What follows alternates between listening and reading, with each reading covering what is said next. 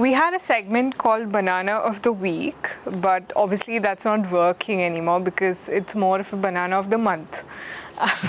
I'm not putting out episodes every week.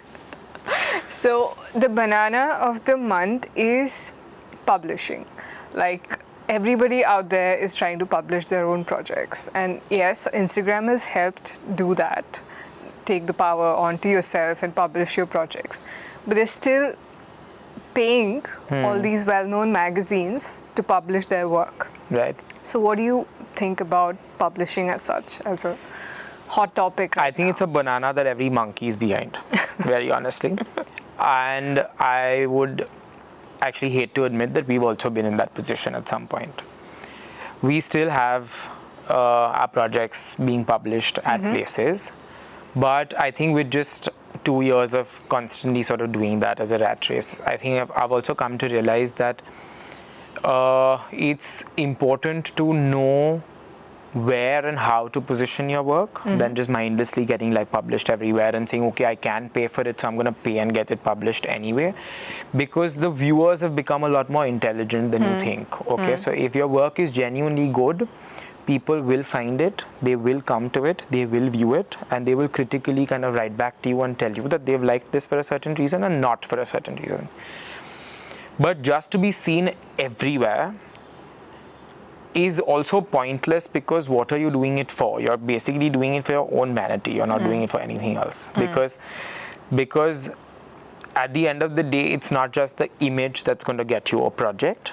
It's also the experience that the client has had, the word of mouth that travels around it. What you've done in the project also really matters. I could be editing a picture and making it look amazing and then going and getting published. But if that project doesn't survive for like the next 3 years also and sort of crumbles, what is the point of that image, right? Yeah. Just on a side note, I think even for publishing houses now, I think there are just so many things that are just done to death, and I like hate to read about them. Like I will just probably just scroll through. If anybody says this is a project inspired by Wabi Sabi, or this is some Japanese philosophy that somebody's followed, and this is a minimalist project, and there's a certain sense of restraint here because you wanted to have like a really like clean, clutter-free house. I mean, what are these even concepts? Like, how can you even design a house to say, I'm going to make a wabi-sabi home? Like, what the fuck is that, very honestly? Like, and how is this contextual to India? Like, it probably had a completely different meaning when it was in Japan, man. You can't bring that here and say, I made a wabi-sabi home that looks completely beige and austere and suddenly becomes wabi-sabi.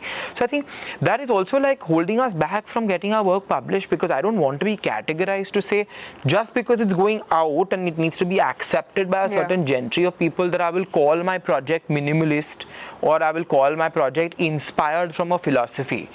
Sometimes it's as simple as I was walking on the street and I really liked that sort of silver paint on the lamppost, and I thought that reminded me of my client's fabric, and hence I want to experiment with that and see if I can put it in a project, and we've done that. So I can't go back and say, but I inspired from an era in American history to be able to like validate my project and say, this is why it needs to be published and this is why people will accept it. So I just feel like it's a cloud. It's a cloud where architects will praise other architects, and then they find like vanity in that and satisfaction in that. But I think it's not more than that, very honestly.